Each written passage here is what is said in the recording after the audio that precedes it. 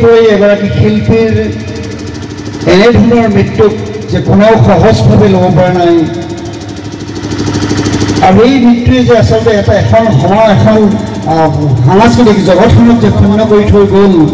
সেই কথাখিনি আচলতে বিশেষকৈ অসমৰ প্ৰতিগৰাকী মানুহে যুৱ প্ৰজন্মৰ পৰা আৰম্ভ কৰি প্ৰতিটো প্ৰজন্মৰ প্ৰতিগৰাকী ব্যক্তিৰ হৃদয়ে হৃদয়ে এই কথাটো অনুভূত হৈছে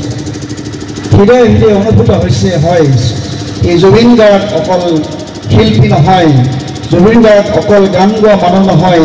জুবিন গাৰ্গ অকল অসমৰ মানুহ নহয় জুবিন গাৰ্গ অসমৰ মানুহ নহয় ভাৰতবৰ্ষৰ মানুহ নহয় জুবিন গাৰ্গ যেন বিশ্বৰ মানুহ যিগৰাকী ব্যক্তিয়ে এটা কথা কৈছিল মোৰ কোনো জাতি নাই মোৰ কোনো ধৰ্ম নাই মই ভগৱান নাই কাকো ভগৱান বুলি তেওঁ নাভাবে কিন্তু এটা কথা প্ৰমাণিত কৰি থৈ গ'ল এই জুবিন গাৰ্গৰ মৃত্যুৱে জুবিন গাৰ্গৰ ইহলীলা সম্পূৰ্ণে এই কথাটোকে কৈ গ'ল যিগৰাকী ব্যক্তিয়ে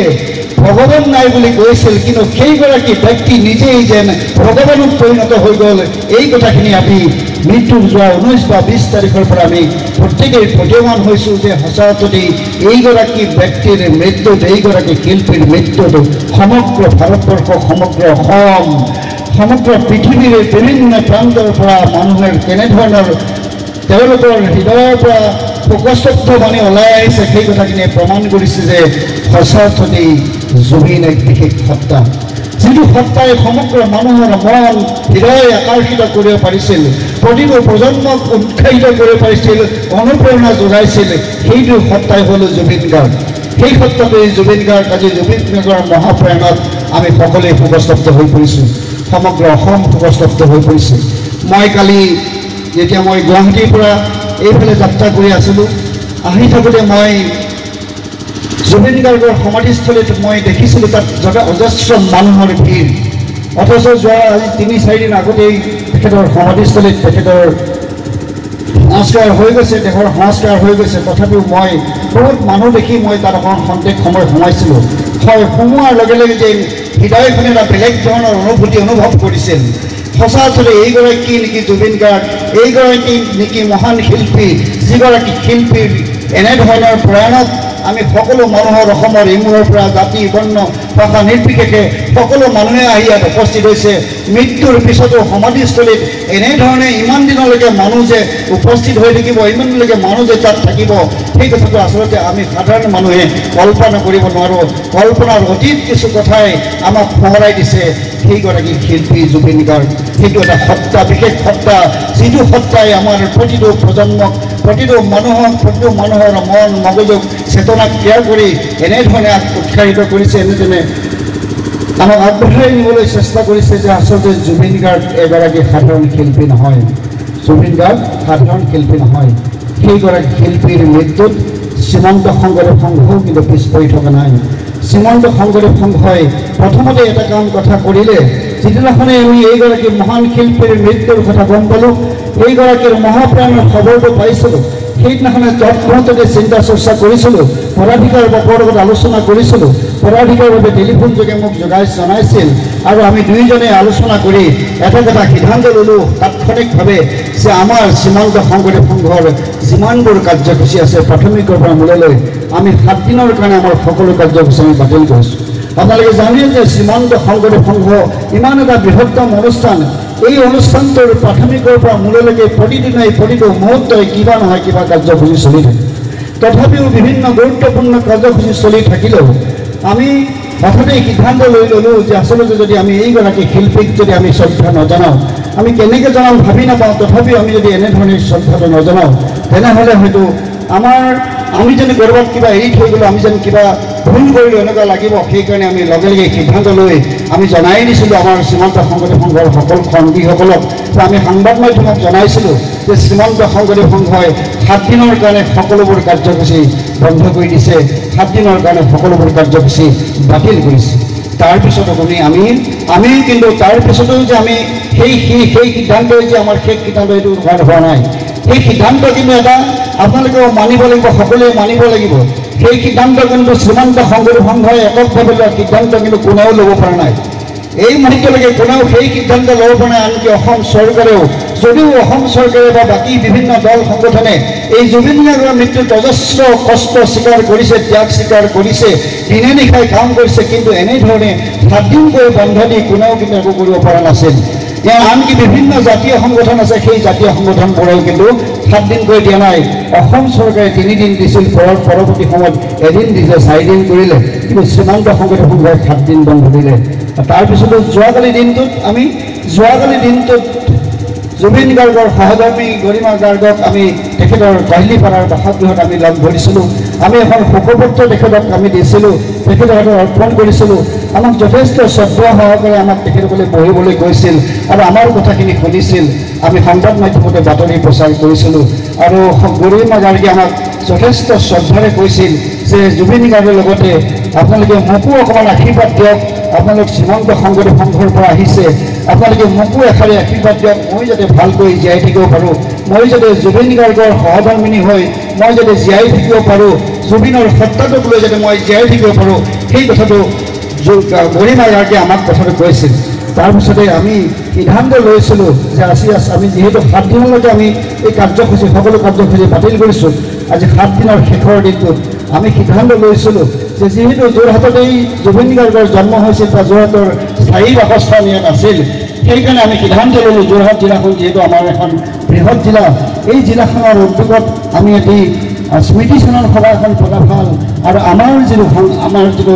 ধৰ্মীয় নিয়ম, শ্ৰীমন্ত শংকৰদেৱ সংঘৰ যিটো আধ্যাত্মিক নিয়ম, সেই আধ্যাত্মিক ধৰ্মীয় নিয়মৰ মতে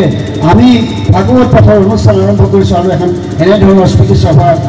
চাৰণ সভাৰ আয়োজন কৰিছোঁ। এই স্মৃতি চাৰণ সভাত আপোনালোকে উপস্থিত থাকি আমাক যিখিনি সহায় সহযোগ কৰিলে, শ্ৰীমন্ত শংকৰদেৱ সংঘৰ এই সিদ্ধান্তত যেনেকৈ আপোনালোকে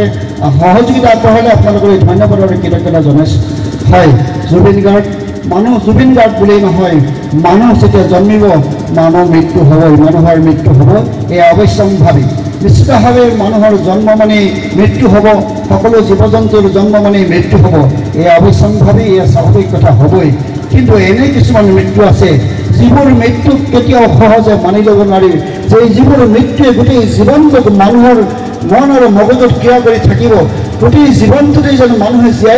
যিসকলে জীয়াই থাকিব, যিমানলৈ জীয়াই থাকিব, প্ৰতিটো দিনেই যেন সেই আত্মাটোৰ সেই সত্তাটোৰ কথা সদায় মনত ৰাখিবলগীয়া হয়, বা সেই আত্মাটোৱে যেন আমাক কেনেধৰণে উৎসাহিত কৰিছিল, কেনেধৰণে অনুপ্ৰাণিত কৰিছিল, সেই কথাটো যেন আমাক সোঁৱৰাই দি থাকে। গতিকে এই মৃত্যুটো সহজ মৃত্যু নহয়, এই মৃত্যুক আমি নহয় কোনো মানুহে সহজভাৱে ল'ব নোৱাৰাৰ দৰে আমি শ্ৰীমন্ত শংকৰদেৱ সংঘৰ ভক্তসকলেও, ভংগীসকলেও, সদস্যসকলেও আমি তেনেধৰণে ল'ব পৰা নাই। জুবিন গাৰ্গে অকল আধুনিক গীত গাইছিল তেনেকুৱা কথা নহয়, মহাপুৰুষ শংকৰদেৱ আৰু মাধৱদেৱৰ যি ঘোষা আৰু কীৰ্তন, সেইসমূহ ইমান সুন্দৰকৈ গাইছিল যে আচলতে সেই কথাবোৰ আপোনালোকৰ নিশ্চয় মনত আছে। সেই কথাবোৰে আমাক ইমান সোঁৱৰাই দিয়ে যে আচলতে মহাপুৰুষ সম্পৰ্কেও জুবিনৰ এনেধৰণৰ কিছু চিন্তা আছিল যে মহাপুৰুষ শংকৰদেৱ আৰু মাধৱদেৱে যিখিনি ঘোষা ৰচনা কৰিছিল, কীৰ্তন ৰচনা কৰিছিল, সেইখিনিকো যে তেওঁ শ্ৰদ্ধা জনাইছিল, সেই কথাটোকে ইমান সহজভাৱে আপোনালোকে শুনিছে নহয়, ইমান সুন্দৰকৈ শুনিছে। ব্ৰহ্মায়াদি কৰি জীৱ জগত ৰাম ৰাম ৰাম ৰাম ৰাম মায়া মাজে আশ্ৰয় ভ্ৰমতি যাই। মই একোৱেই গাব পৰা নাই, তথাপি মই ঘোষাটো মাত্ৰ আওৰাইছোঁ। এই ঘোষাটোক ইমান সুন্দৰকৈ, ইমান শুৱলা শব্দৰে, ইমান সুন্দৰ কণ্ঠৰে জুবিন গাৰ্গৰ কণ্ঠত নিগৰিত হৈছিল, সেই কথাটো আমাক আচলতে ব্যথিত কৰি থাকে। সেই কণ্ঠটো যে আমাক সদায় সোঁৱৰাই থাকে। শ্ৰীমন্ত শংকৰদেৱ সংঘ সম্পৰ্কীয় তেওঁ গীত গাইছিল, মহাপুৰুষ মাধৱদেৱৰ বিভিন্ন ঘোষাত ইমান সুন্দৰ ৰূপত দাঙি ধৰিছিল, মানুহৰ হৃদয় স্পৰ্শ কৰি যোৱাকৈ, মানুহৰ অন্তৰ স্পৰ্শ কৰি যোৱাকৈ এনেধৰণে গীত গাইছিল যে সেই গীতবোৰে আচলতে জুবিন গাৰ্গক সদায় হয়তো অমৰ কৰি ৰাখিব। মহাপুৰুষ শংকৰদেৱ মাধৱদেৱ যিমান দিনলৈ জীয়াই থাকিব, যুগ যুগান্তৰলৈ জীয়াই থাকিব, জুবিন গাৰ্গো সেই যুগ যুগান্তৰলৈ জীয়াই থাকিব। সেয়া আমাৰ আশা। আৰু আমি ভগৱানৰ ওচৰত প্ৰাৰ্থনা জনাইছোঁ, এনে মহান আত্মাৰ যাতে সঁচা অৰ্থতে বৈকুণ্ঠৰ স্থান হয়, এই মহান আত্মাই যাতে বৈকুণ্ঠৰ স্থান পায়, আৰু সেই স্থানৰ পৰাই যেন আমাৰ যুৱ প্ৰজন্মকেই নহওক কিয় সমগ্ৰ অসমীয়া মানুহক বা সমগ্ৰ অসম মানুহক যুৱ মানুহক যে তেখেতে আশীৰ্বাদ কৰি থাকে, তেখেতে যদি তেনেধৰণে উৎসাহিত কৰি থাকে, অনুপ্ৰাণিত কৰি থাকে, তাৰ কাৰণে আমি ভগৱানৰ ওচৰত প্ৰাৰ্থনা জনাইছোঁ। এই আত্মা হয়তো জুবিন গাৰ্গ হয়তো আকৌ কেতিয়া জুবিন গাৰ্গ ওলাব, আৰু কোনোবা শিল্পী জুবিন গাৰ্গ হ'ব পাৰিবনে নোৱাৰে মই নাজানো, কিন্তু জুবিন গাৰ্গ সদায় জুবিন গাৰ্গে হৈ থাকিব।